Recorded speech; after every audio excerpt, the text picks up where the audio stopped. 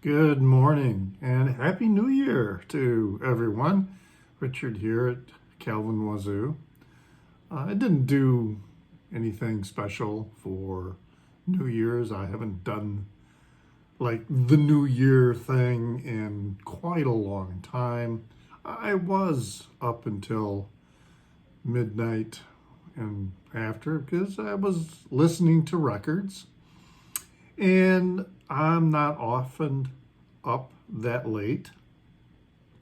But yeah, I was spinning quite a few records, and that's kind of what I want to talk about today, what I've been listening to lately.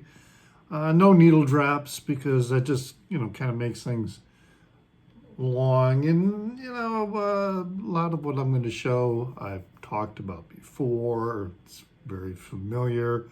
It's just what I happen to be listening to as, we go into this next year, 2024, and the challenges that we're going to be facing. And I'm not necessarily speaking solely about those of us residing in the United States. It's going to be a challenging year globally for a lot of reasons. And I've been thinking about that lately because when I'm listening to music, I often, when hearing the lyrics, I think to myself, man, did people just not pay attention? Were people not really listening to this song, 10 years ago, 30 years ago, 40 years ago? Were people not paying attention? Because it's all there in the music, all the warnings and all the observations that we need. They're there. Were there, continue to be there. But anyway, I started last. Some of these are going to be records I've listened to over this past week. It's that week. I always take this vacation time between Christmas and New Year's. And it's all such a weird period, It's after Christmas, it's before New Year's, what's going on. And I just try and do as little as possible during this period. A couple of times when I've taken this time off, I'll go someplace, but I didn't this year. I actually stayed to work on and finish a project that I had started. It's a screenplay, and I got it finished, and so now I need to enlist a couple readers to kind of go over it before I submit it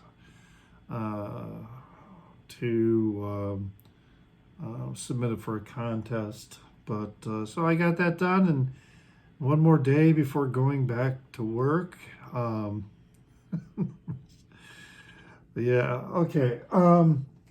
So last night I kind of started, I was feeling like in a 70s mood because there were a lot of records I just hadn't listened to in a long time. So, and then I would, have the TV on and there'd be a football game or a hockey game. So I would turn the sound off. That's typically how I watch sporting events because I can't stand sports announcers.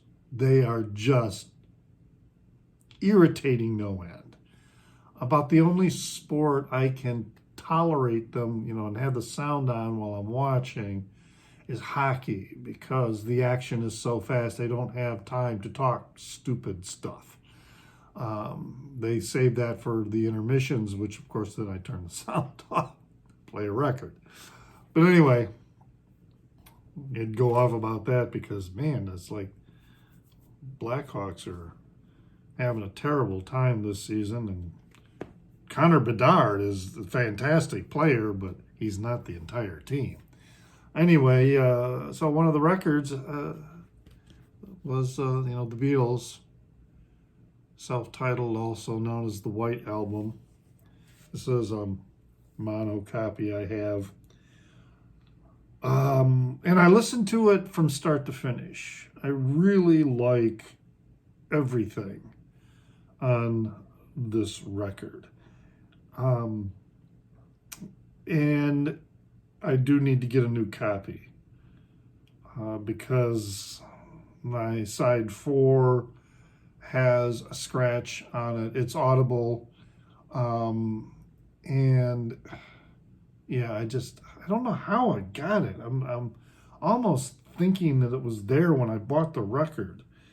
Because this was a reissue, and it was a brand new, the mono reissue. But this really is quite an amazing record, and I often think about when listening to Revolution Number 9, how that song really created, I think, an audience for a lot of experimental electronic drone music, all of that avant-garde. I mean, it was going on at the time for sure, but the Beatles, in their own way, made it, exposed it. Now, I wouldn't say made it more accessible, but exposed it. And because they did it, I think a lot of people started listening to other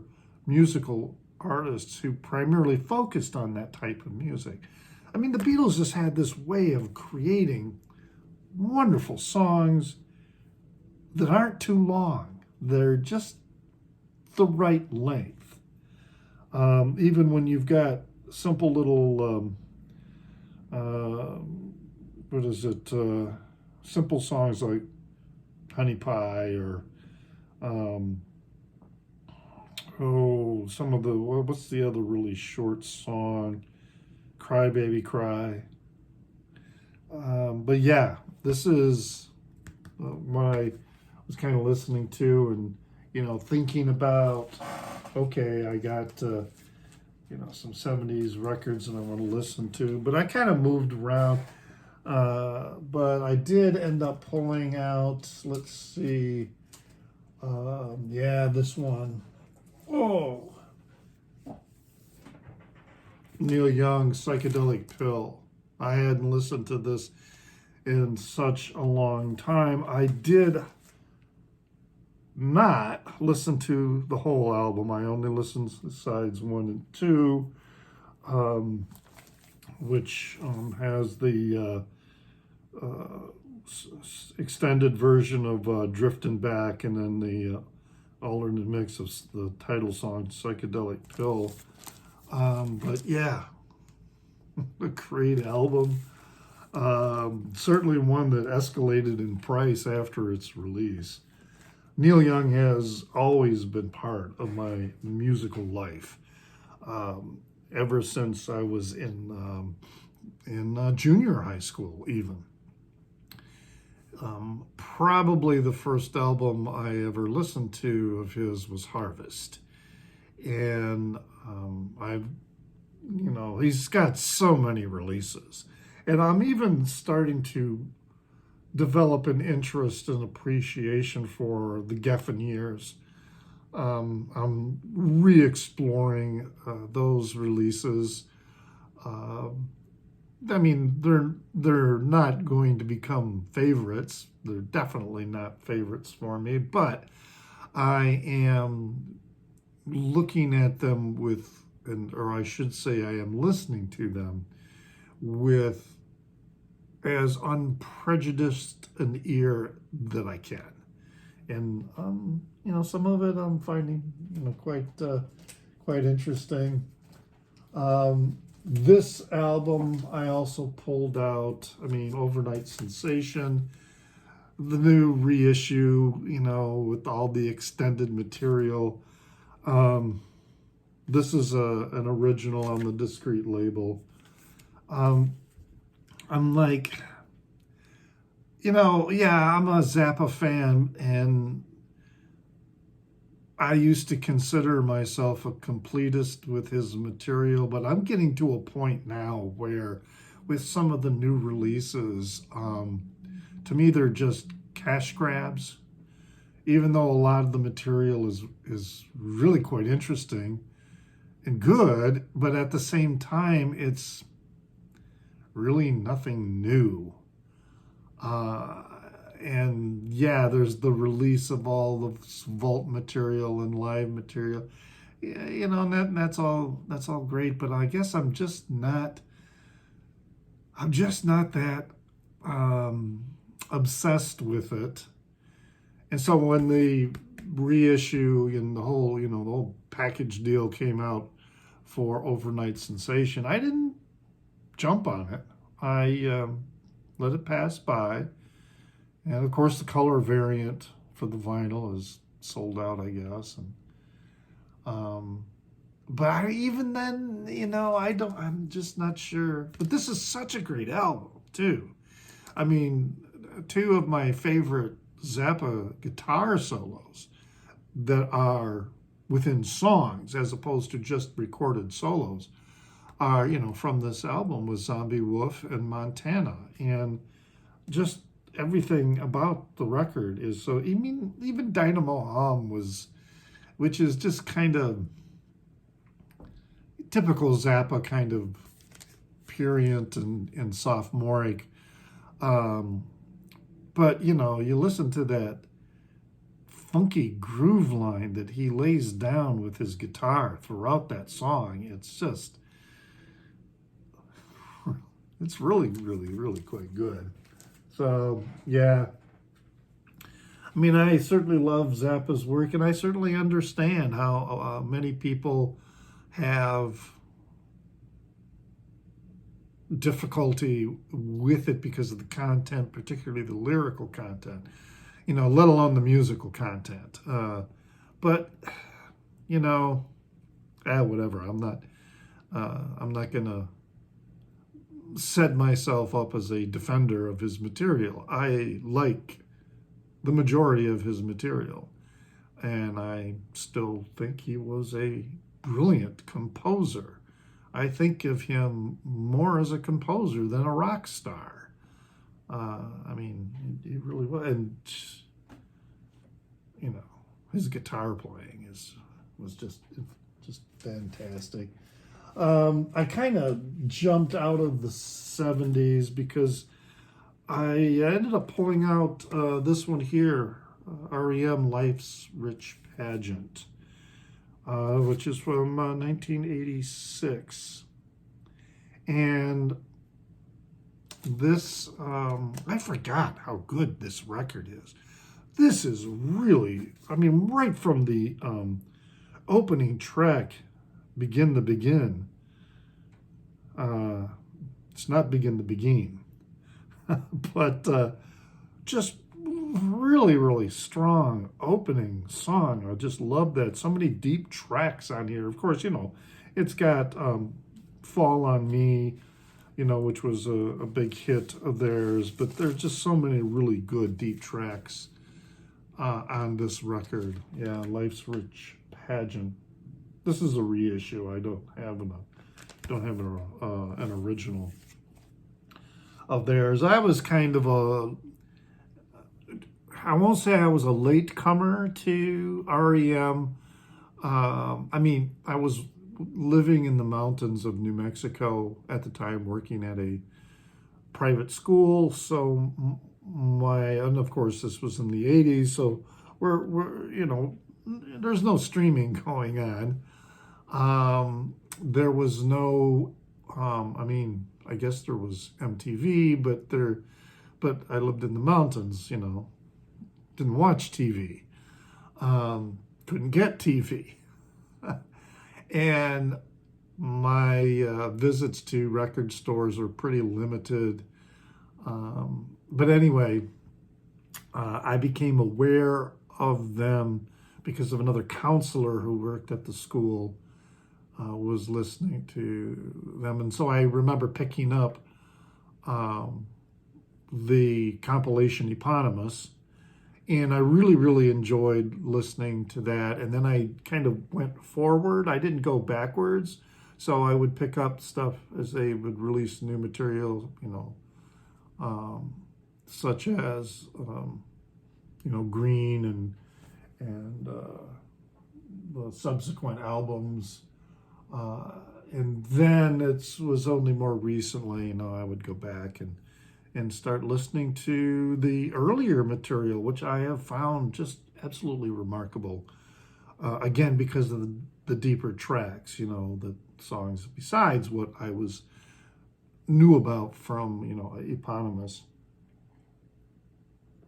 So yeah, I've been listening to that. Some other things that I've been listening to, we're getting ready, we being the Gunkles, are getting ready to talk about 1980, what is it, 1985? Is that what we're, next, one of the next years that we're going to be talking about? 1986, I'm sorry, 1986.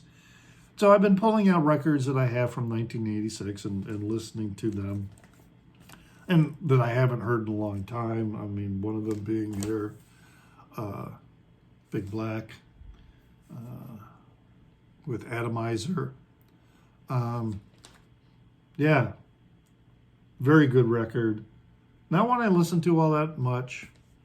Steve Albini's production is an acquired taste, but that's a good album.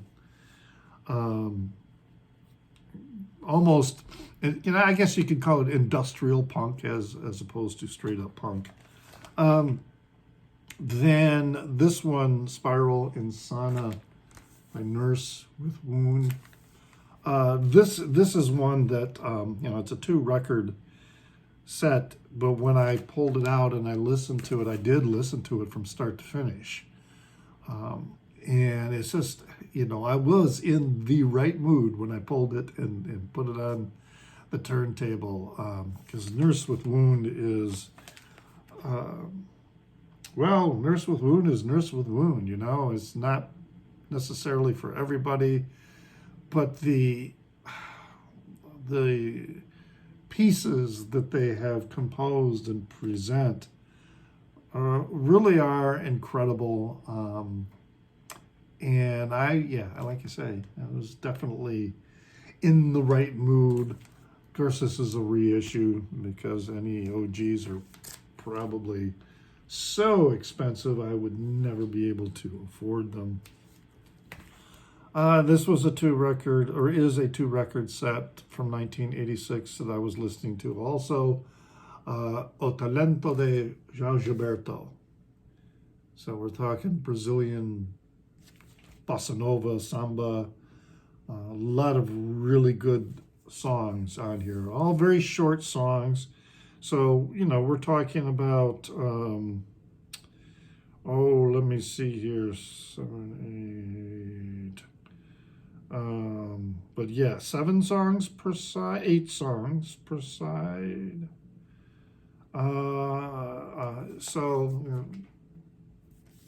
Good. We had several very good recordings, but yeah, it was enjoyable pulling that one out to give a listen to. That's what I like. I do really like the way we and the Gunkles do the years and do the album reviews, and because it's not only an opportunity with like the album reviews to hear something that I might not have necessarily listened to on my own, or I provide something for the others to listen to that maybe they would not have listened to on their own. It's just a great way to be exposed to other musical styles, artists, whatever. And then, of course, the years, it's a great opportunity to go, okay, what have I got from that year? And, oh my gosh, I haven't listened to this in such a long time. And then play it. And then I'm thinking, yeah, I'm really glad that I have it in my collection. Speaking of album reviews, I've been listening to this quite a bit over the past week. And that is this release by Subsonic Eye, the record All Around You. Very cool splatter vinyl. I've talked about them before. but we will be reviewing this record. This was my recommendation for the Gunkles, so that will be coming up. But yeah, a band from Singapore, and I do really enjoy their material. Saw them live here in Chicago at a very small venue. Yeah, and then the last night I kind of finished the night. This was probably shortly after midnight. And this record by Coil, Love's Secret Domain. It's a double record. I only listened to sides 1 and 2 because primarily I wanted to listen to Teenage Lightning. That is such a fantastic song. And the 2 versions in this release are really excellent.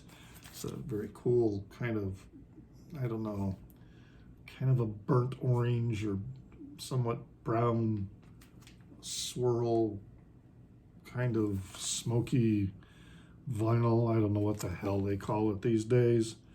Amber vinyl. I guess it is like amber, like the sticky stuff that they find 100-million-year-old mosquitoes in. So anyway, yeah, Coil. This is probably a more musical example of their releases.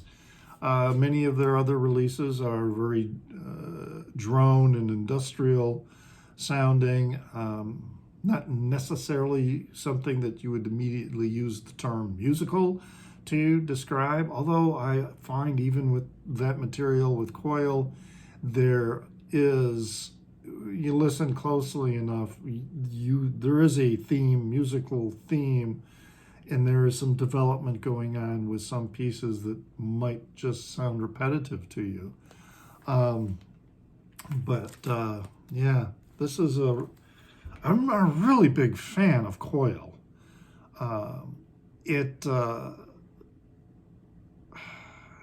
The variety and the intensity at times of their work is just fascinating to me.